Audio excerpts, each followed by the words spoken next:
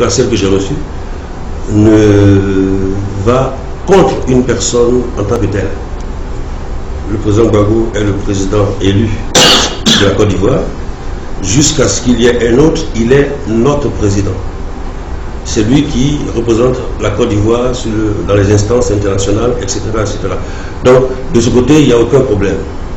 C'est seulement peut-être qu'au niveau de l'application de la politique, peut-être que c'est là que nous ne convergeons pas. Vous avez parlé de rêves, de songes, donc des visions, donc des révélations divines. Vous savez que ces révélations ne sont pas commandées par un homme. Absolument. Je me vois mal en train d'avoir ce pouvoir d'appuyer un bouton et puis dire bon, ce soir je dois voir une révélation sur M. Gbagbo ou sur M. Ouattara ou sur M. Bédier, etc. Non, je ne le programme pas. Écoutez, Dieu choisit comme il veut. Et il se trouve que j'ai reçu quelques révélations, pas seulement récemment, mais depuis peut-être quoi, 10 ans, 15 ans, 20 ans, sur la situation de la Côte d'Ivoire et comment est-ce que les choses allaient évoluer. Mais malheureusement, vous savez, les prophètes ne sont jamais écoutés au moment où ils disent, parce que le prophète qui vient, qui parle réellement au nom de Dieu, quand il annonce quelque chose, c'est toujours contraire aux circonstances présentes. Donc il est difficile de lui accorder un crédit, et surtout venant de ses frères. Donc je peux parler, mais Serge ne va me croire. Mais par contre, un Burkinabé ou un Chinois va me croire. C'est bien ce que vous avez dit, vous avez quand même rectifié, parce que il faut dire qu'il y a très longtemps que nous baignons dans cette crise et que la solution qui devrait être trouvée n'est pas encore... Oui, je voudrais justement, je crois que je n'ai pas répondu entièrement à la question.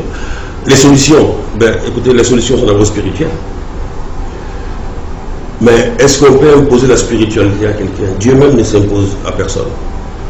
Dieu, tel que je le connais dans la Bible, c'est le meilleur gentleman, c'est l'entité la plus courtoise. Il dit, voici ce que vous devez faire. Vous l'acceptez ou ne l'acceptez pas. Mais il vous donne les conséquences de ces choses. Donc, certaines choses ont été révélées, notamment cette guerre que nous vivons, Dieu me l'avait révélée avant, bien longtemps avant, en disant, voici les raisons pour lesquelles il va y avoir la guerre. Ça tournait autour de la crise identitaire. Mais à l'époque, on m'a traité de tous les noms. On m'a traité de vendu, on m'a traité de... Bref, je n'étais pas offusqué. Pourquoi? Parce que je lis la Bible, comme tout le monde. Jérémie avait annoncé un certain nombre de choses qui n'étaient pas patriotiques, ou du moins qui semblaient ne pas être patriotiques. Mais il savait que quand effectivement Nebuchadnezzar est arrivé, on s'est rendu compte que finalement le prophète avait raison, mais il était trop tard, parce que certaines choses que Dieu voulait éviter à son peuple étaient déjà arrivées. La Côte d'Ivoire a connu la guerre, du nord comme au sud, à l'est comme à l'ouest, il y a eu la guerre des atrocités. Aujourd'hui, on est pas sur ce plateau pour blâmer, je ne suis pas là pour indexer quelqu'un. Mais je dis que, comme Néhémie, nous sommes tous fautifs. Peut-être qu'il fallait que je pousse bien réellement le bouton pour que les autorités m'entendent crier. Peut-être que je n'ai pas assez crié. Mais eux aussi, peut-être qu'ils auraient dû écouter. Donc nous sommes tous fautifs, Serge. Ce que nous devons faire, c'est revenir donc à la parole de Dieu et essayer de faire ce que Dieu demande. Qu'est-ce que Dieu demande par rapport aux solutions? Et c'est la question que nous voulons vous poser. Qu'est-ce que Dieu demande? Dieu, en ce qui me concerne, je ne sais pas si Dieu a parlé à d'autres personnes ou à d'autres prophètes, Dieu a parlé d'élection, mais il n'y a pas une soirée, une nuit qui se passe sans que Dieu ne me parle d'élections libres, démocratiques et transparentes. Oui, mais quand on parle d'élections libres, transparentes, il faudrait que les gens assument cette grande responsabilité du fait qu'ils ont signé des accords qu'ils doivent respecter. Maintenant, là-dedans, nous avons des composants qu'il faut aussi respecter. Tout à fait. Soit on parle de désarmement à 2 mois des élections, ce n'est pas fait, mais comment voulez-vous qu'on ait quand même des élections transparentes? Bon, nous sommes ivoiriens, et puis en tant que prophète, Dieu nous amène à faire une sorte d'ingérence dans la politique. C'est un droit divin que Dieu donne aux serviteurs de Dieu. On peut ne pas être reconnu comme tel, mais dans l'ancien temps, vous savez, le prophète arrive et dit, ainsi parle l'Éternel. Il intervient au palais et il dit, le roi écoute, ça marche, il n'écoute pas, ben, les conséquences sont là. Bref, je reviens à la question il fallait respecter toutes les consignes. Je parle pendant le cas de la peau. l'accord de Ouagadougou. Oui, bien sûr. Ben, écoutez, il y a des responsabilités dans cet accord qui doivent émaner du pouvoir. Il y a aussi des responsabilités qui émanent des autres. Des autres. Ben, si chacun joue réellement sa partition, si chacun avait joué sa partition, je suis sûr qu'on ne serait pas où nous sommes aujourd'hui. Je ne suis pas là, et toi non plus, je ne pense pas que ce soit ton rôle de venir indexer qui que ce soit. On ne va pas rentrer dans ce débat. Seulement ce que je sais, c'est que si nous revenons à ces accords, mon cher Serge, la volonté de Dieu sera faite. Pourquoi? Je dis la volonté de Dieu sera faite. Si nous arrivons à ces accords, le Seigneur permettra qu'au moment de choisir le candidat, quand l'Ivoirien se retrouvera dans les urnes, ben c'est quand même secret. Absolument. S'il est rentré en voulant voter pour X dans la chair, quand il sera prêt à mettre son bulletin dans les urnes, Dieu lui dira non. Vote pour Gbagbo, ou vote pour Alassane, ou vote pour Bédié, ou vote pour qui d'autre comme candidat je crois qu'il y a eu mais je crois que... Voilà. Quand Dieu dit élection libre, démocratique et transparente, sans exclusive, ça veut dire que laissez-les aller tous.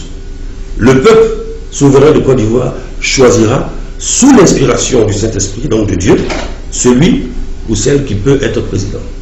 Mesdames et messieurs, vous êtes donc à l'émission Ivoire TV Show Africa Rendez-vous Connection. Aujourd'hui, nous recevons Jean-Honoré Dawé, le prophète des prophètes, l'Éternel des armées, qui est aujourd'hui avec nous pour quand même intervenir sur la crise socio-politique en Côte d'Ivoire chez lui.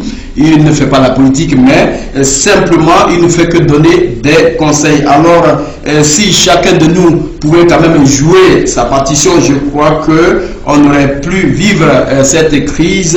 Et je voulais quand même vous dire que si vous êtes ici aujourd'hui aux États-Unis, que vous voulez participer à notre émission, vous pouvez appeler au numéro qui est sur l'écran. Pasteur, je crois que nous tirons vers la fin de notre émission. Je voulais quand même vous donner la parole pour essayer de donner votre dernier mot. Oui, merci Serge de m'avoir reçu aussi brièvement, mais je pense que l'essentiel a été dit. Nous ne sommes pas pour prendre parti, nous ne pouvons que donner des conseils et surtout révéler ce que Dieu a dit.